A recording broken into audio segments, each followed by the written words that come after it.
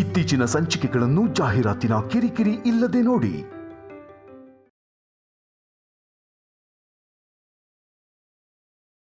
ಇಷ್ಟು ದಿನ ಕಲ್ಯಾಣಿ ಜೀವನ ಚೆನ್ನಾಗಿರ್ಬೇಕು ಅಂತ ದೇವ್ರನ್ನ ಕೇಳ್ಕೊತಿದ್ವಿ, ಪೂಜೆನ ಮಾಡಿದ್ವಿ. ನಿಧಾನವಾಗಿ ಶೌರ್ಯನ್ ಮನ್ಸು ಬದಲಾಗತ್ತೆ ಅನ್ಕೊಳ್ಳೋ ಅಷ್ಟರಲ್ಲಿ ಮತ್ತೆ ಹೊಸ ಸಮಸ್ಯೆ ಎದುರಾಯ್ತು. ಇದು ಸಮಸ್ಯೆ ಅನ್ನೋದಕ್ಕಿಂತ ಆರೋಪ ಅನ್ಬೇಕೇನೋ. ಅದ್ ಹೇಗ್ ಮಾಯ ಆಯ್ತೋ ಗೊತ್ತಾಗ್ತಿಲ್ಲ. ಒಂದ್ ವೇಳೆ ಸಿದ್ದು ಸಂಪದ ಬಂದು ಕಳ್ತನ ಮಾಡಿದ್ರ?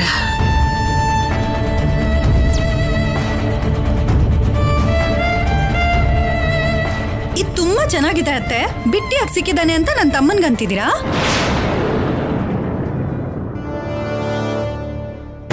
ಪಲ್ಲವಿ, ಬೇಕು ಅಂತ ಯಾರು ನಿನ್ ತಮ್ಮನ ಮೇಲೆ ಆರೋಪ ಮಾಡ್ತಾ ಇಲ್ಲ. ಕಳ್ತನ ಮಾಡಕ್ ಬಂದಿದ್ದಕ್ಕೆ ಅಮ್ಮ ಅನುಮಾನಿಸ್ತಾ ಇರೋದು. ಹೌದು, ಬಂದಿದ್ದ, ನಾನು ಇಲ್ಲ ಅಂತಿಲ್ಲ ರೀ. ಆದ್ರೆ ಶೌರ್ಯ ಹೇಳಿದ ಮಾತುಗಳನ್ನ ಮರ್ತೋದ್ರ? ಚೆಕ್ ಪೋಸ್ಟ್ ಎಲ್ಲ ಬ್ಲಾಕ್ ಮಾಡಿದೀವಿ. ಮತ್ತೆ ಸಿದ್ದು ಸಂಪದ ಬರೋದಾಗ್ಲಿ, 2ನೇ ಸರಿ ಬಂದು ಕಳ್ತನ ಮಾಡಿ ಹೋಗೋದಾಗ್ಲಿ ನಡಿಲಿಲ್ಲ ಅಂತ. ಅವನಿಗಲ್ದೆ ಇನ್ಯಾರಿಗೆ ಗೊತ್ತು ಈ ಮನೇಲಿ ಬೀರು ಎಲ್ಲಿದೆ, ಎಲ್ಲಿ ಬಚ್ಚಿಡ್ತೀವಿ ಅನ್ನೋದು ಈ ಮನೇಲಿ ಇರೋರಿಗೆ ಮಾತ್ರ ಗೊತ್ತಿರುತ್ತೆ. ಒಡವೆಗಳು ಎಲ್ಲಿ ಹೋಯ್ತೋ ಅವರನ್ನೇ ಮೊದಲು ಅನುಮಾನಿಸ್ಬೇಕು ಮಾವಯ್ಯ. ಅಂದ್ರೆ ನಿನ್ ಉದ್ದೇಶ ಏನು? ಅನುಪಮ ಕಳ್ತನ ಮಾಡಿದಾಳೆ ಅಂತೀಯ ಪಲ್ಲವಿ? ನಾನ್ ಅಂತಿದ್ದೀನಿ ಅಂತ ಅಲ್ಲ ಅತ್ತೆ. ನೀವ್ ಕೂಡ ಒಂದ್ಸರಿ ಯೋಚನೆ ಮಾಡಿ. ಚಿಕ್ಕ ತಪ್ಪು ಯಾರಿಂದ ಕೂಡ ಆದ್ರೂ ಅವ್ರಿಗೆ ಶಿಕ್ಷೆ ಕೊಡೋದು ನಿಮ್ ಮನೇಲಿ ಇರೋ ಸಂಪ್ರದಾಯ ಅಲ್ವಾ? ಇವಾಗ ಅನುಪಮ ಅಮ್ಮನ ಹತ್ರದಿಂದ ಒಡವೆಗಳು ಮಾಯ ಆಗಿದೆ, ಆದ್ರೆ ನೀವ್ ಅವ್ರಿಗೆ ಒಂದ್ ಮಾತ್ ಕೂಡ ಅನ್ನಲ್ಲ. ಅದೇ ನಾನಾಗಿದ್ರೆ ಇಷ್ಟೊತ್ತಿಗೆ ಕೆನ್ನೆ ಕೆಂಪಾಗ್ತಿತ್ತು. ಚಿಕ್ಕ ಸೊಸೆ ಅಲ್ವಾ, ಅದಕ್ಕೆ ಅಗೌರವ. ಪಲ್ಲವಿ, ಮಾತು ಹದ್ದು ಮೆರ್ತಿದೆ. ಇವಾಗ ನಾನು ಏನಂದೇರಿ? ಇರೋದನ್ನೇ ಅಲ್ವಾ ಹೇಳ್ತಿದ್ದೀನಿ. ಈ ಅನುಪಮ ಅಮ್ಮನೆ ಕಳ್ತನ ಮಾಡಿರ್ತಾರೆ. ಈ ವಿಷಯ ಅತ್ತೆಯವ್ರಿಗೆ ಗೊತ್ತಾದ್ರೂ ಮರ್ಯಾದೆಯಲ್ಲಿ ಹೊಟ್ಟೋಗುತ್ತೆ ಅಂತ ಪರವಹಿಸ್ಕೊಂಡು ಬರ್ತಿದ್ದಾರೆ. ಪಲ್ಲವಿ,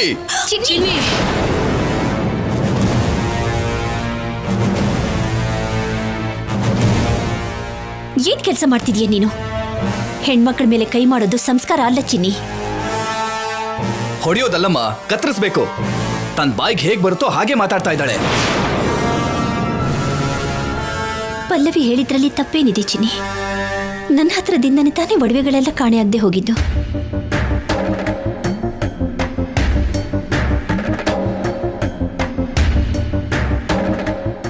ಪಲ್ಲವಿ ಸ್ಥಾನದಲ್ಲಿ ಯಾರೇ ಇದ್ರೂ ಹಾಗೆ ಮಾತಾಡ್ತಾರೆ. ಪಲ್ಲವಿ, ನನ್ನಿಂದನೇ ಇದೆಲ್ಲ ಆಗಿದ್ದು, ನನ್ನ ಕ್ಷಮಿಸು. ಆಹಾಹಾ, ನಿಮ್ ಹಾಗೆ ಮಾತಾಡೋಕ್ ನನಗ್ ಬರಲ್ಲಮ್ಮ. ಎಲ್ಲಾದ್ರೂ ಗಂಡ ಹೆಂಡತಿಗೆ ಒಬ್ರಂದ್ರೆ ಒಬ್ರಿಗೆ ಆಗದೆ ಜಗಳ ಬರುತ್ತೆ. ಈ ಮನೇಲಿ ಮಾತ್ರ ಪಕ್ಕದವರಿಂದ ಜಗಳ ಬರ್ತಿದೆ. ಅಷ್ಟಕ್ಕೂ ನನಗೆ ಈ ಮನೇಲಿ ಬೆಲೆನೇ ಇಲ್ಲ.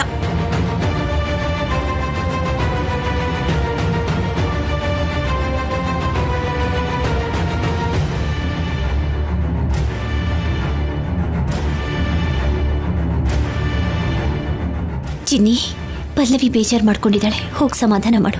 ಹೀಗೆ ಸುಮ್ಮನಿದ್ರೆ ಆದ್ರೂ ಬಾಯಿನ ಮಿತಿಲಿ ಇಟ್ಕೋತಾಳೋ ಏನೋ, ನೋಡೋಣ. ತಪ್ಪು ಚಿನ್ನಿ.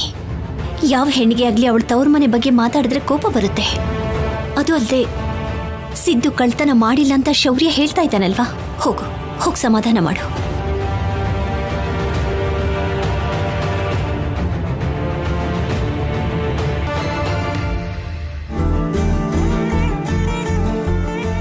ಭಗವಂತ, ಸತ್ಯ ಸುಳ್ಳುಗಳು ಗೊತ್ತಾಗೋ ಹಾಗೆ ಮಾಡಿ ಎಲ್ರ ಮನಸ್ಸು ಸರಿ ಆಗೋ ಹಾಗೆ ಮಾಡು.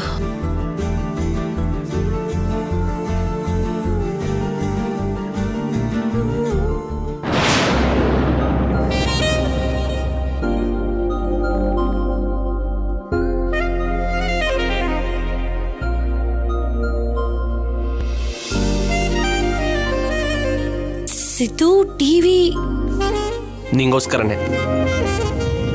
ಬೋರ್ ಆಗ್ಬಾರ್ದು ಅಂತ ಪಕ್ಕದಲ್ಲಿ ರಿಪೇರಿ ಶಾಪಲ್ಲಿ ಸೆಕೆಂಡ್ ಹ್ಯಾಂಡಲ್ ತಗೊಂಡ್ ಬಂದೆ. Thank you Siddu.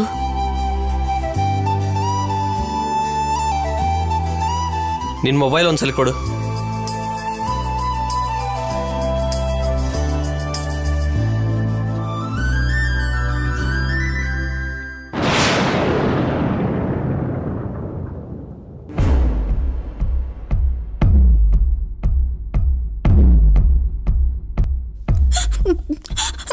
ಏನ್ ನನ್ ಬದುಕೋ, ಈ ಮನೇಲಿ ನಾನು ಅಂದ್ರು ತಪ್ಪೆ, ಹೂ ಅಂದ್ರು ತಪ್ಪೆ.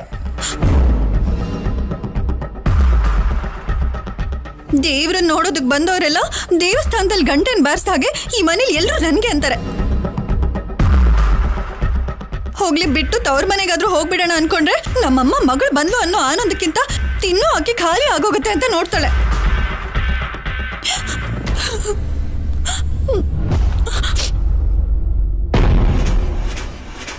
ಪಲ್ಲವಿ,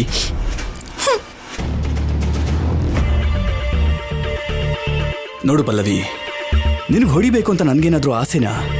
ಅನುಪಮ ಅಮ್ಮನ ಬಗ್ಗೆ 8 ವರ್ಷದ ಹಿಂದೆ ಈ ಮನೆಗೆ ಬಂದಿರೋ ನಿನಗಿಂತ 23 ವರ್ಷದಿಂದ ಅನುಪಮ ಅಮ್ಮನ್ನ ನೋಡ್ತಿರೋ ನಮಗ್ ಗೊತ್ತು ನಮ್ಮ ಅನುಪಮಮ್ಮ ಎಂತವ್ರು ಅಂತ. ಅನುಪಮ ಅಮ್ಮನ ಕೈ ಯಾವತ್ತೂ ಒಬ್ರಿಗೆ ಕೊಡಬೇಕು ಅಂತಾನೆ ನೋಡುತ್ತೆ. ಅವ್ರ ಮನಸ್ಸು ಎಲ್ಲರೂ ಚೆನ್ನಾಗಿರ್ಬೇಕು ಅಂತ ಕೇಳ್ಕೊಳ್ಳುತ್ತೆ.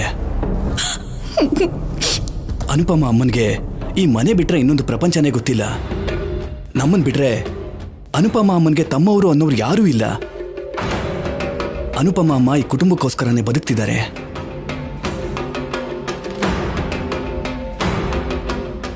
ಅಂಥ ಒಳ್ಳೆ ಮನ್ಸಿರೋರ್ ಬಗ್ಗೆ ನೀನ್ ಹಾಗೆ ಮಾತಾಡಿದ್ದಕ್ಕೆ ಕೋಪ ಕಂಟ್ರೋಲ್ ಮಾಡ್ಕೊಳಕ್ಕಾಗ್ಲಿಲ್ಲ ಅಷ್ಟೇ.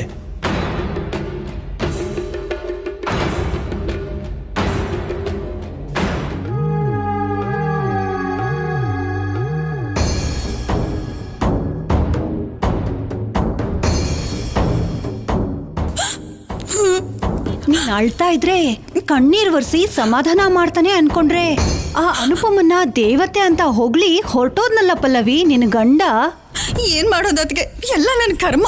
ಹೀಗ ಅನ್ಕೊಂಡು ನೀನು ಸೈಲೆಂಟ್ ಆಗಿರ್ತೀಯ ಅಂತಾನೆ ಆ ಅನುಪಮಂಗೆ ಧೈರ್ಯ.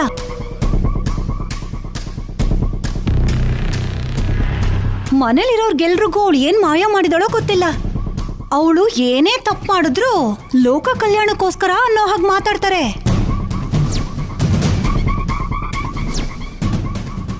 ಆದ್ರೂ ಪಲ್ಲವಿ, ನಿನ್ ಗಂಡ ತುಂಬಾ ಹೇಡಿ ಅನ್ಸತ್ತೆ. ನಿನ್ನ ಬಗ್ಗೆ ನಿನ್ನ ಮಕ್ಕಳ ಬಗ್ಗೆ ಸ್ವಲ್ಪನಾದ್ರೂ ಯೋಚನೆ ಮಾಡ್ತಾನೋ ಇಲ್ವೋ? ಸಂಪಾದಿಸಿರೋ ದುಡ್ಡು ಇಲ್ದೆ, ವಾರಸತ್ವದ ಒಡವೆನೂ ಇಲ್ದೆ, ಈ ಮನೇಲಿ ನಿನ್ಗೆ ಗೌರವನೂ ಇಲ್ದೆ ಹೇಗ್ ಬದುಕ್ತಿದ್ಯೋ ಏನೋ. ನನಗ್ ಗೊತ್ತಿಲ್ದೆ ಕೇಳ್ತೀನಿ, ಅನುಪಮ ರೂಮಲ್ಲಿ ಒಡವೆಗಳನ್ನ ಇಟ್ಟಿದ್ರು, ಬೀಗನೂ ಅವಳ ಹತ್ರನೇ ಇತ್ತು. ಹಾಕಿರೋ ಬೀಗ ಹಾಕ್ದಾಗೆ ಇದೆಯಂತೆ, ಆದ್ರೂ ಒಡವೆಗಳು ಮಾಯ ಆಗಿದ್ಯಂತೆ.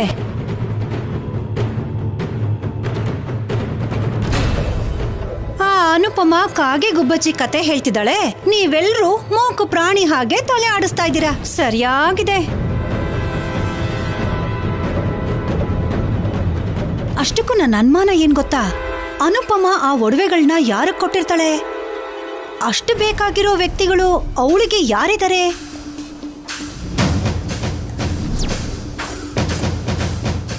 ನನಗೆ ಯಾಕೆ ಬಿಡು ನಿಮ್ಮನೆ ವಿಷಯಗಳು. ನಿನ್ನ ಒಳ್ಳೇದಕ್ಕೆ ಹೇಳ್ತಾ ಇದ್ದೀನಿ ಅಂತ ನಿನಗೆ ಅರ್ಥ ಆದ್ರೂ ನಿಮ್ಮ ಮನೆಯವ್ರು ನೋಡಿದ್ರೆ ಇಲ್ಲ ಸಲ್ಲದನ್ನ ನಿನಗೆ ಹೇಳ್ಕೊಡ್ತಿದ್ದೀನಿ ಅನ್ಕೋತಾರೆ.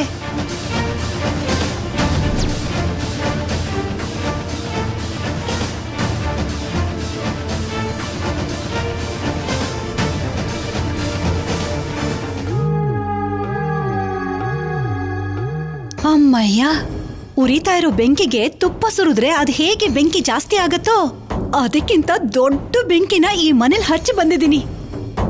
ಇವಾಗ ನನ್ ಕಣ್ಣು ಮನ್ಸು ತಂಪಾಯ್ತು. ಮನೆ ಪ್ರಶಾಂತವಾಗಿದ್ರೆ ಕೆಲವು ಕಣ್ಗಳು ತಡ್ಕೊಳ್ಳೋದಿಲ್ಲ ಕಂದ. ಯಾವಾಗ ಜಗಳ ಶುರು ಮಾಡೋಣ, ಯಾವಾಗ ನೋವು ಕೊಡೋಣ ಅಂತ ನೋಡ್ತಾ ಇರುತ್ತೆ. ಈಗ ಅದನ್ನೆಲ್ಲ ತಿಳ್ಕೊಂಡು ಅವ್ನು ಏನ್ ಮಾಡ್ಬೇಕು ಅಂತ ಹೇಳ್ತಿದ್ಯಾ ಕಲ್ಯಾಣಿ? ಯಾರು ಎಂತವ್ರೋ ಈ ಹಾಳ್ ಸಮಾಜದಲ್ಲಿ ನಿಮ್ಮಂತವ್ರು, ಅನುಪಮಮ್ಮ ಅಂತವ್ರು, ನಿಮ್ ಮಗನಂತವ್ರು ಇರ್ತಾರಲ್ವಾ? ನನ್ನಂತವ್ರು ಅಂದ್ರೆ ಒಳ್ಳೆಯವರು ಅಂತಾನೆ ನನ್ನ ಉದ್ದೇಶ ಅತ್ತೆ. ಯಾಕೆ ನಾನ್ ಹೇಳಿದ್ರಲ್ಲಿ ಆ ಅರ್ಥ ಇರ್ಲಿಲ್ವಾ? ಬೇರೆ ಏನಾದ್ರೂ ಅರ್ಥ ಆಯ್ತಾ? ಇಲ್ಲ ಬಿಡು, ಅದೇ ಅರ್ಥ ಬಂತು. ಅಷ್ಟಕ್ಕೂ ಅನುಪಮಮ್ಮ ರೂಮಿಂದ ಯಾವ ಪಾಪಿ ಕೈಗಳು ಆ ಒಡವೆನ ಕಳ್ತನ ಮಾಡಿದ್ವೋ ಏನೋ ಆದ್ರೆ ಅವರ ಕೈಗಳು ಬಿದ್ದು ಹೋಗ್ಬೇಕು, ಕಾಲ್ಗಳು ಬಿದ್ದು ಹೋಗ್ಬೇಕು, ಬಾಯಿ ಕೂಡ ವ್ಯಾಕ್ಸಿನ್ ಇಲ್ದಿರೋ ರೋಗ ಬಂದು ಹಾಗೆ ಬಿದ್ದು ಹೋಗ್ಬೇಕು. ನನ್ಗೀಗೇನಾದ್ರೂ ಆ ಕಳ್ತನ ಮಾಡಿದವ್ರು ಯಾರೋ ಅಂತ ಗೊತ್ತಾದ್ರೆ ಏನ್ ಮಾಡ್ತೀಯಾ? ಅವ್ರ ಕೈ ಕಾಲ್ ಕಟ್ಟ ಹಾಕಿ ಅವ್ರಿಗೊಂದ್ ದೊಡ್ಡ ಕಲ್ ಕಟ್ಟಿ ನಮ್ ಮನೇಲಿರೋ ಬಾವಿಗೆ ನೂಗ್ಬಿಡ್ತೀನಿ. ಹೆಣ ಕೂಡ ಯಾರಿಗೂ ಸಿಗೋದಿಲ್ಲ. ಇವಳೇನು ಬಾವಿ ಅಂತಿದ್ದಾಳೆ? ಒಂದ್ ವೇಳೆ ಇವಳಿಗೆ ನಿಜ ಏನಾದ್ರೂ ಗೊತ್ತಾಗೋಯ್ತಾ?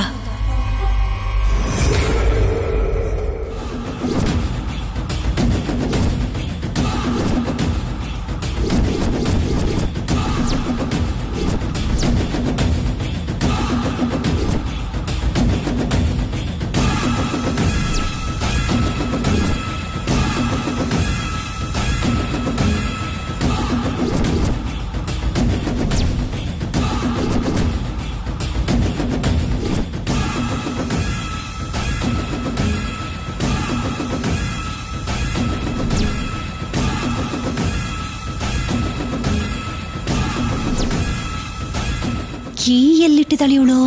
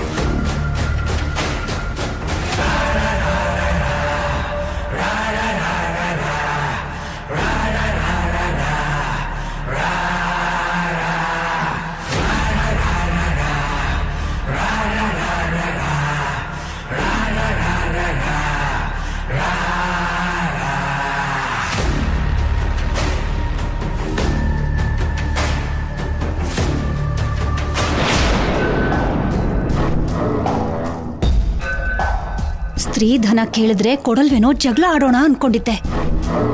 ಆದ್ರೆ ಕೇಳ್ತಿದ್ದ ಹಾಗೆ ಯಾವ ಆಸೆನೂ ಇಲ್ಲದೆ ಕೊಡ್ತೀನಿ ಅಂದ್ಬಿಟ್ಲು.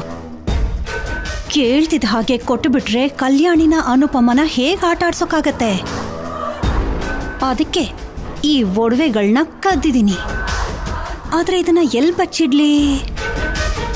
ಮನೇಲೇ ಇಟ್ರೆ ಸಿಕ್ಕಾಕೊಂಡ್ಬಿಡ್ತೀನಿ.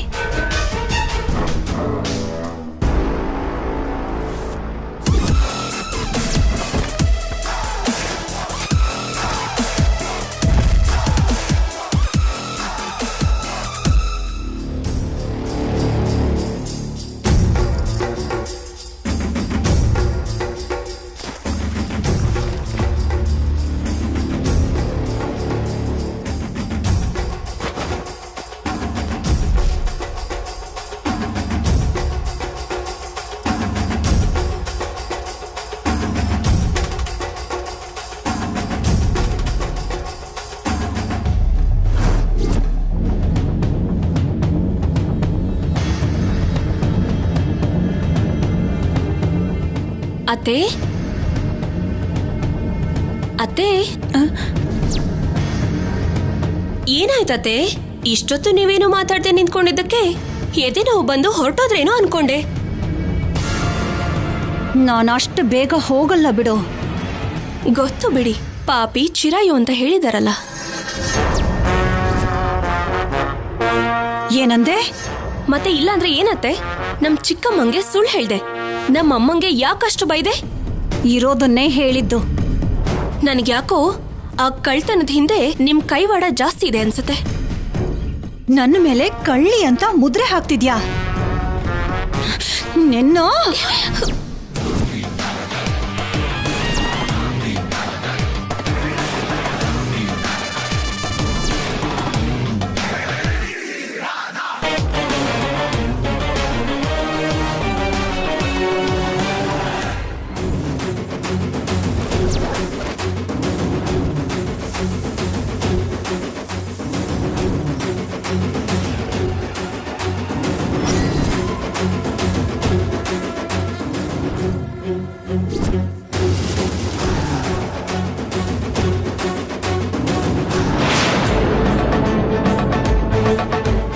ಶೌರ್ಯ, ನೀನು ನನ್ನ ತಡಿತಿದ್ಯಾ? ಕಲ್ಯಾಣಿಗೆ ಹೊಡೆದು ನೀನ್ ಕೆಟ್ಟವಳಾಗೋದು ನನಗಿಷ್ಟ ಇಲ್ಲ.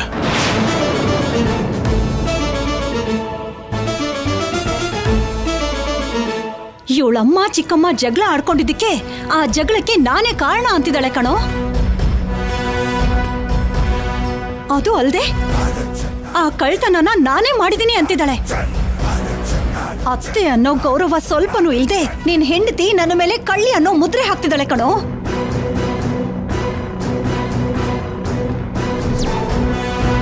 ಕಲ್ಯಾಣಿ, ಮಾತು ತಪ್ಪಿದ್ರೆ ಬೆಲೆ ಹೋಗುತ್ತೆ, ಆಯುಧ ಜಾರಿದ್ರೆ ಪ್ರಾಣ ಹೋಗುತ್ತೆ. ಬೆಲೆ ಹೋದ್ಮೇಲೆ ಮನುಷ್ಯ ಬದುಕಿದ್ರು ಸತ್ ಹಾಗೇನೆ. ಒಂದು ಸಲ ಅಂದ ಮಾತನ್ನ ಹಿಂದೆ ತಗೊಳಕ್ಕಾಗಲ್ಲ. ಅದಕ್ಕೆ ಮಾತುಗಳು ಮಿತಿಲಿದ್ರೆ ನಿನಗೂ ಒಳ್ಳೇದು. ಅದಲ್ಲ ಆಫೀಸರ್. ಇನ್ನೇನು ಮಾತಾಡ್ಬೇಡ, ಒಳಗಡೆ ಹೋಗು. ಲೇಕಂದ, ನಿಜವಾದ ಕಳ್ಳನ ಹಿಡಿದು ಎಲ್ಲರ ಬಾಯಿನೂ ಮುಚ್ಚೋಣ. ಮೋಸ ಮಾಡಿ ನಾಟಕ ಆಡೋರ್ ನಿಜವಾದ ಬಣ್ಣನ ಬಯಲ್ ಮಾಡೋಣ, ಸರಿನಾ?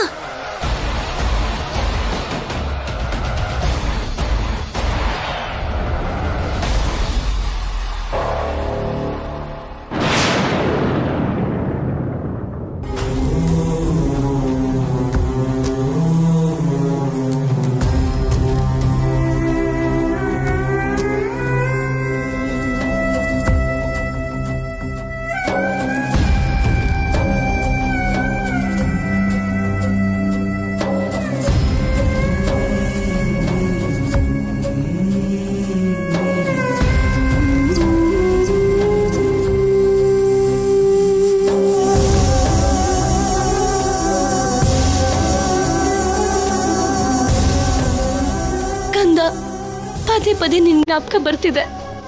ನಿನ್ ಹತ್ರ ಬರೋಣ ಅಂದ್ರೆ ಪರಿಸ್ಥಿತಿ ಸರಿಯಾಗಿಲ್ಲ. ಮಿಸ್ ಯು ಕಂದ.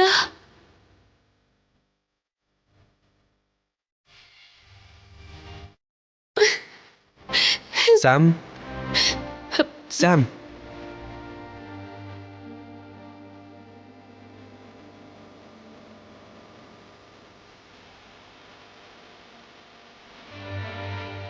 ಯಾಕೆ ಅಳ್ತಾ ಇದೆಯಾ? ಮತ್ತೆ ಮಗು ಬಗ್ಗೆ ಯೋಚನೆ ಮಾಡ್ತಿದ್ಯಲ್ವಾ? ಅದಲ್ಲ ಸಿದ್ದು. ಬೇಡ, ನನಗೇನು ಹೇಳ್ಬೇಡ. ನನ್ನ ಸಂಪಾದನೆ ನನ್ನ ಜೊತೆ ಇರಬೇಕಾದ್ರೆ ನನ್ನ ಬಿಟ್ರೆ ಬೇರೆ ಪ್ರಪಂಚ ಇರಬಾರ್ದು ಅಂತ ನಾನು ಅನ್ಕೋತೀನಿ. ನಾನು ಹಾಗೆ ಪ್ರೀತಿಸ್ತೀನಿ ಕೂಡ. ಅಂಥ ಪ್ರೀತಿನೇ ಎಕ್ಸ್ಪೆಕ್ಟ್ ಮಾಡ್ತೀನಿ. ಮಗುನ ನಾವು ಸೆಟ್ಲ್ ಆದ್ಮೇಲೆ ಕರ್ಕೊಂಬರೋಣ ಅಂತ ಹೇಳಿದ್ನಲ್ಲ ಸ್ಯಾಮ್. ನೀನು ಎಷ್ಟು ಹೇಳಿದ್ರು ಅದನ್ನೇ ಯೋಚನೆ ಮಾಡ್ತಾ ಇರ್ತೀಯ. ನೀನು ಬದಲಾಗಲ್ಲ. ನಡಿ. ಇರು ಸಿದ್ದು. ಎಲ್ಲಿಗೆ? ಶೌರ್ಯ ಹತ್ರಕ್ಕೆ.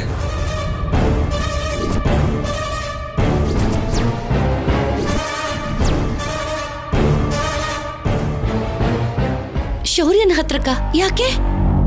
ನಡೆದಿದ್ರಲ್ಲಿ ಸ್ಯಾಮ್ ತಪ್ಪೇನಿಲ್ಲ. ನಾನೇ ಸ್ಯಾಮ್ನ ಬಲವಂತವಾಗಿ ಕರ್ಕೊಂಡೋದೆ ಅಂತ ಶೌರ್ಯ ಹತ್ರ ಹೇಳಿ ನಿನ್ನೂ ಶೌರ್ಯನ ಒಂದ್ ಮಾಡ್ತೀನಿ. ಅವಾಗ ನೀನು ಮಗು ಶೌರ್ಯ 3 ಜನ ಸೇರಿ ಹ್ಯಾಪಿಯಾಗಿರಿ. ಹುಚ್ಚಿಡ್ದಿದ್ಯಾ ನಿಂಗೆ? ಹಾಗೆ ಮಾಡಿದ್ರೆ ಶೌರ್ಯ ನಿನ್ನನ್ನು ಸಾಯಿಸ್ಬಿಡ್ತಾನೆ ಸಿದ್ದು. ನಿಂಗೋಸ್ಕರ ಸಾಯ್ತೀನಿ. ನನ್ನ ಜೊತೆ ಇರ್ಬೇಕಾದ್ರೆ ನೀನ್ ಹ್ಯಾಪಿಯಾಗಿಲ್ಲ ಅಂದಮೇಲೆ ನೀನ್ ಎಲ್ಲಿದ್ರೆ ಹ್ಯಾಪಿಯಾಗಿರ್ತೀಯ ಅಲ್ಲೇ ಇರು.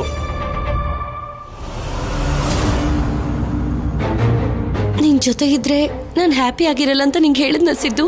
ನಿನ್ ಮಾತಲ್ಲಿ ಹೇಳೋ ಅಗತ್ಯ ಇಲ್ಲ. ನಿನ್ ಕಣ್ಣು ನೋಡಿದ್ರೇನೆ ನಂಗೆ ಅರ್ಥ ಆಗ್ತಾ ಇದೆ. ನಿನ್ ಮಗುಗೋಸ್ಕರ ಹೀಗೆ ಪ್ರತಿ ಕ್ಷಣ ನೋವು ಪಡೋದನ್ನ ನೋಡೋಕ್ಕಾಗಲ್ಲ. ಅದಕ್ಕೆ ನಡಿ, ಶೌರ್ಯನ ಹತ್ರನೇ ನಿನ್ನ ಬಿಟ್ಟು ಬರ್ತೀನಿ. ಸಿದ್ದು ನನಗೋಸ್ಕರ ನಿಜವಾಗ್ಲೂ ಸಾಯೋದಕ್ಕೆ ಕೂಡ ಹಿಂಜರಿಯಲ್ಲ. ಇವಾಗ ಶೌರ್ಯಕ್ಕೆ ಸಿದ್ದು ಕಾಣಿಸಿದ್ರೆ ಕನ್ಫರ್ಮ್ ಆಗಿ ಸಾಯಿಸ್ಬಿಡ್ತಾನೆ. ಸಿದ್ದು ಹೇಳ್ದಾಗೆ ಲೈಫಲ್ಲಿ ಸಕ್ಸಸ್ ಆದ್ಮೇಲೆ ಹೋದ್ರೇನೆ ಬೆಟರ್. ಸ್ಯಾಮ್, ನನ್ನ ಬಗ್ಗೆ ಏನು ಯೋಚನೆ ಮಾಡಬೇಡ, ನಡಿ.